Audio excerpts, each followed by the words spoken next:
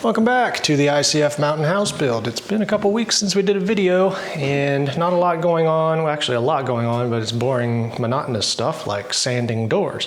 So I've been doing that for 2 weeks. And I've got all of the single doors sanded and prepped for stain, and I got the jambs hung, but I still have all the doubles to do. So that's 1, 2, 3, 5 sets of double doors, actually 6 counting the pantry that we finally got last week. That is a 3.0 by hinge, so it'll open out into this area here, which is kind of a hallway because there'll be an island here. So we wanted that to kind of be broken in half. That door to the bathroom will open inward.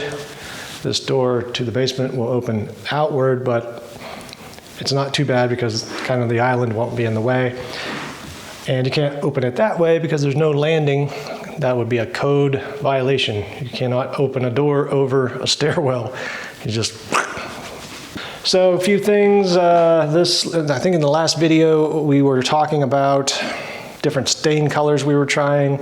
Turned out that all of the Minwax penetrating oil-based stains do not work very well on pine, at least not in my experience. It stains well, but the grain is soft in some spots and not so soft in other spots, so you get this weird tiger stripey thing going on. If you like that, that's cool. We wanted more of a uniform grain color because we have so much wood that's going into this house, and it would be like zebra stripes everywhere. So the actual thing I think we're going to go with in terms of color is this, which is a gel stain on pine. That's a hickory color, and this is a chestnut color. This is a chestnut color and a hickory color. It's a little more of a red tone. This is more of a brown tone. The reason we're going with that is because we finally got our cabinet samples in, and this is the color we're using for our island and our bath cabinets and our laundry cabinets. This is an alder wood with chestnut glaze, or chestnut stain, and a sable glaze over that. So we like that color, so we're gonna try and match as close as we can-ish that color for things like doors and trim and other things. Floors we picked out last week. We're gonna do LVP vinyl planks that look like rustic reclaimed barn wood, so that'll be cool. Floors in the bathrooms will be tile that looks like wood planks, kind of like this.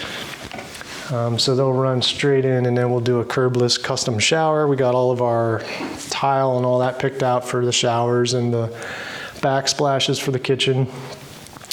And now it's just kind of organizing all these things and getting them together, scheduled and all that, so we can make progress moving forward. So I mentioned we're using this color for the island cabinets and all the other cabinets. These are 3 samples for the actual kitchen cabinets, bases and walls. These 2 did not really come out that well. These have 2 different colors of glaze. These are all the same color of white with 3 different colors of glaze. These glazes didn't really show up. This is, I think it's called Frosty White with a coffee glaze. That's probably what we're gonna go with. And then do oil rubbed bronze hardware throughout the whole house. That'll look cool. So with all of those things chosen and almost ordered, we're waiting for a couple more things, quotes and whatnot.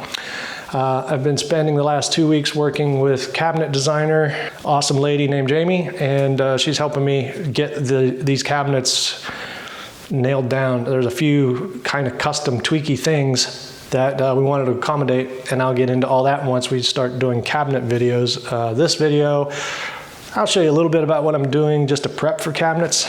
Jamie's gonna start painting the ceilings, second coat, so that I can also start opening up these holes to get the LED wafer lights installed. All the stuff we're doing is just, it's finished work, but it's stuff that we can get done as we have the time. And since we have the time, we're kind of waiting on lumber to drop.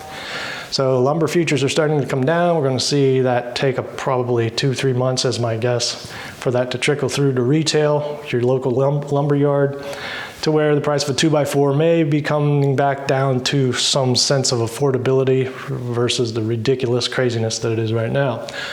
So I've decided we're going to hold off on buying our lumber package for the porches. What's another couple months?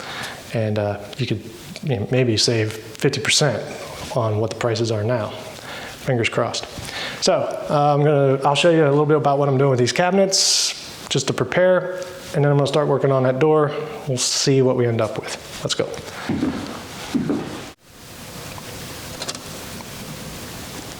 Very rainy and muggy today. Okay, real quick, I got a laser set up so I can lay a line. I've already done this, but I've laid my top of cabinet, base cabinet line the whole way around. So we're up 34.5 inches. Take the highest part of the floor. You know, this floor is only off about 1/8 of an inch in this whole area, but you want to take the highest part of that floor, and that's where you measure down to 34.5 inches. So anywhere else you can shim up if you need to, but you want an exact level top for your countertops, especially if you're using something like granite or quartz or something like that. There cannot be a fluctuation in the level, or you could end up with a cracked countertop. So that's why you take the highest part of the floor and then use that as your baseline to measure 34.5 inches, and then you account for the countertop thickness. So laid out that line, and I'm laying out where all the studs are, and little arrows, and marking where each cabinet goes and what it is.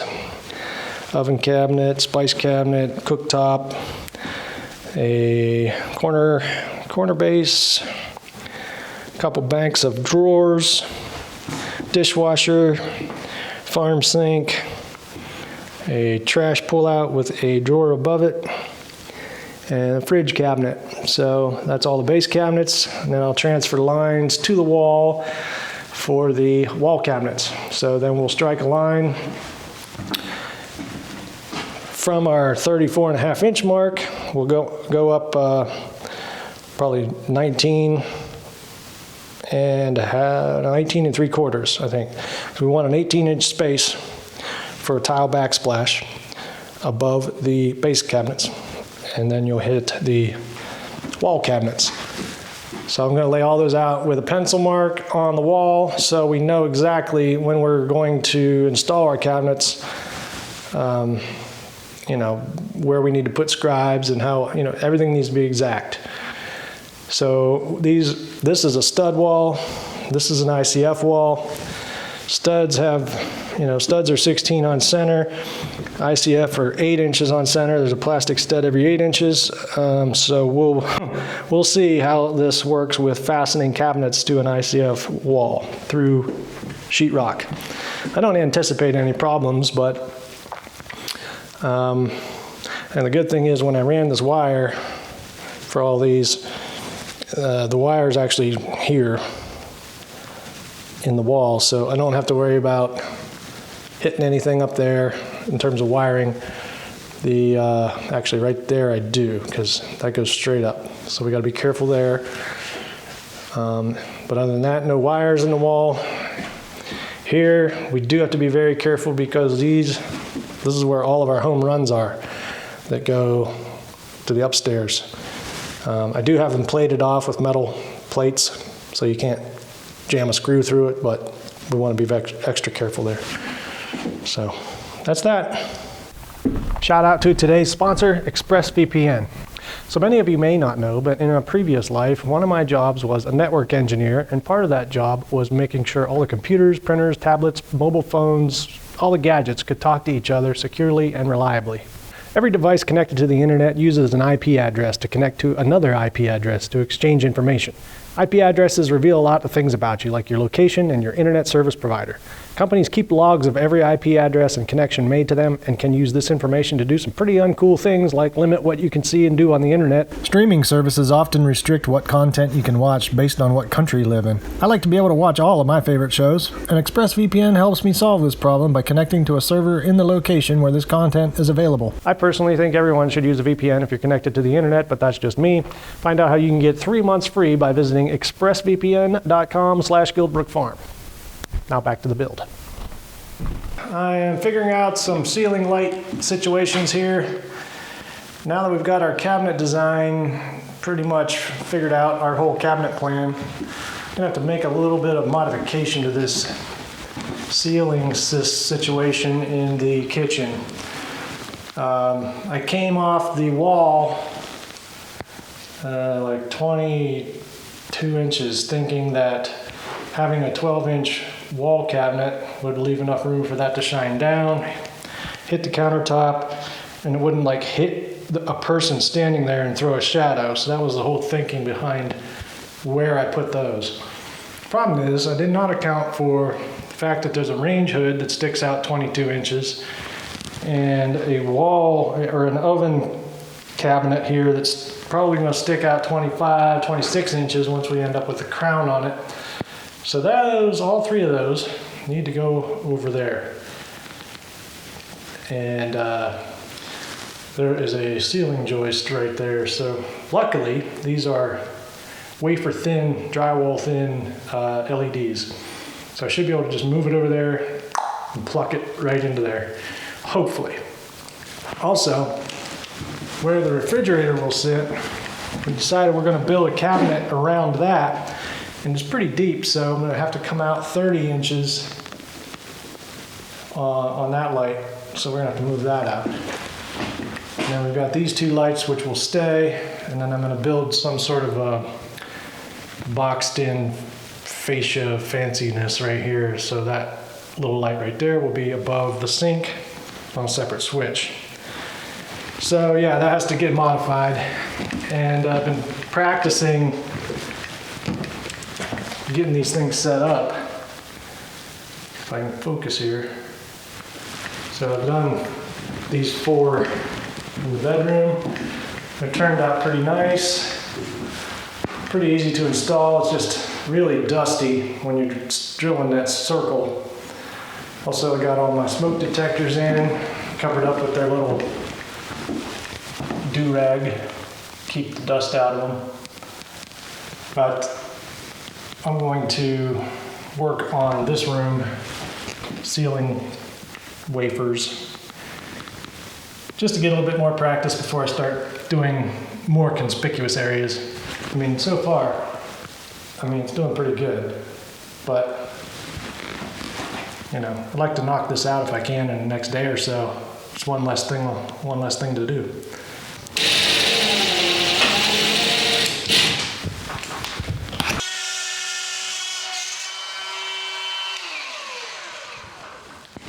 And it's dirty.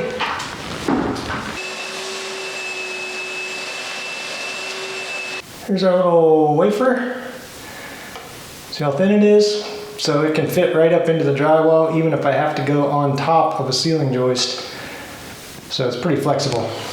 Now if you didn't see the video, I don't know, a few videos ago where I was putting in these drivers, these you wire up these driver boxes with push-in connectors, and you can set your color temperature for what you want your LED to be. I think it's 3,000, 4,000, 5,000 Kelvin. They're all set to the middle setting, which is kind of a medium warmish. And then you just connect these. There's a little keyway on it, so they only plug in one way. Screw that tight. These have a little gasket that I guess makes them so they are certified wet location, like you can put them in your shower using that gasket. And you push these little tabs up like this, and you just poke it up into the hole, like that. And you got yourself a ceiling can that hardly uses any power.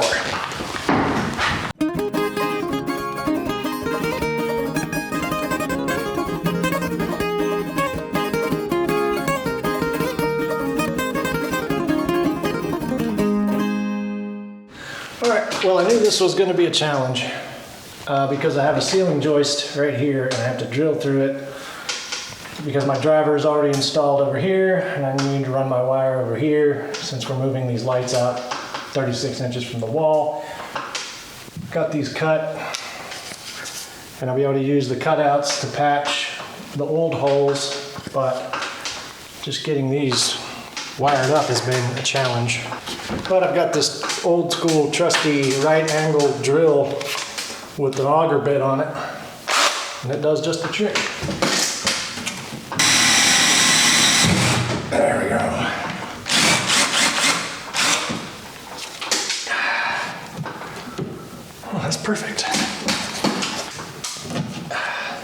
pretty good. That fits, that reaches the whole way. That other one was a lot harder because I couldn't see what I was doing. So,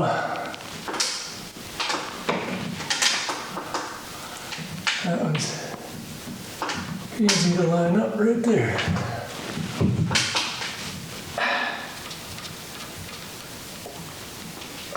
Perfect.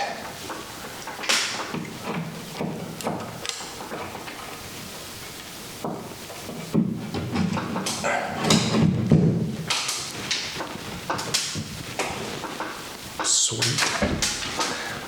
I gotta do this one, then I gotta move that one above the fridge. All the rest should be much simpler because I don't have to move the holes.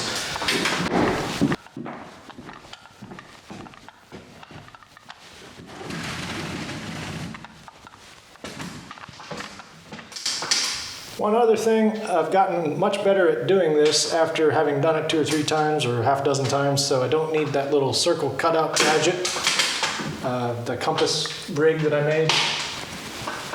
So I'm good at kind of freehanding it now. And this puts out so much dust when you hit this above your head that I'm using the hot vac sort of like this.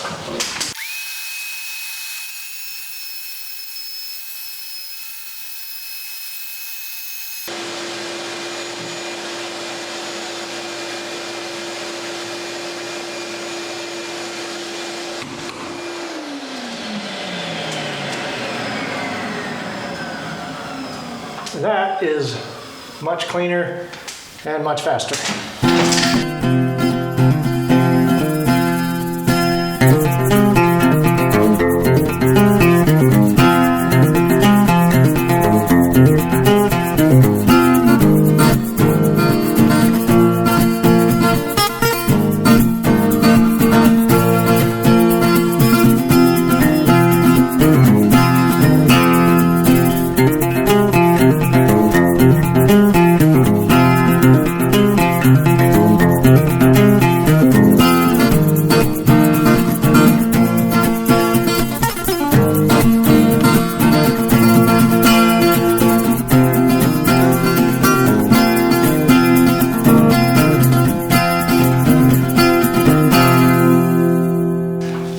So we're ready to put the light cover thingy on here, which is pretty simple. This is a LED light built into the cover. Pretty simple. So I just covered this with cardboard when I was painting the ceiling.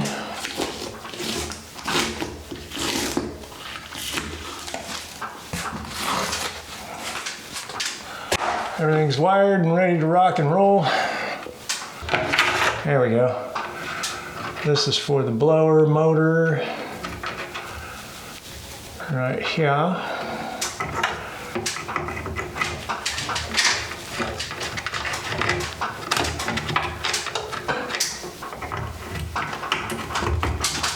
This is for the light.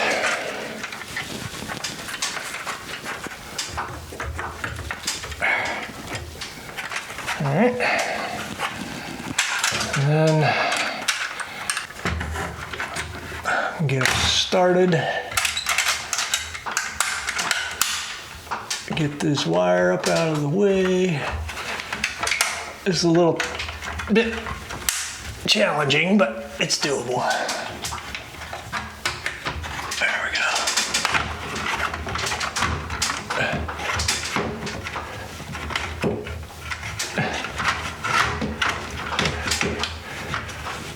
Freaking wires. There we go.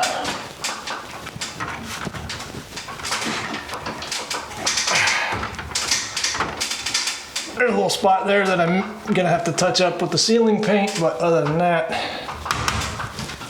cool. I really wish that the rest of this build was as easy as it was to install those lights. I really enjoy working with those. They're super cool. Doors are here, lights are in, soffit and fascia is finished. I'm gonna freaking stained doors for whoever put the hardware on, get those in. And I'm going to start doing some framing stuff in the showers because we're getting ready for the tile man to come and build our showers for us. I don't have time to do tile work and build curbless showers. This is like, we're trying to get everything across the finish line. I have a punch list of everything I need to do to get a certificate of occupancy, and I'm trying to manage each one of those projects simultaneously. So really trying to get things done. This was just a quick update, keep you guys informed as to what is going on. Thanks again to ExpressVPN for sponsoring today's episode, and we'll see you in the next one. Thanks for watching.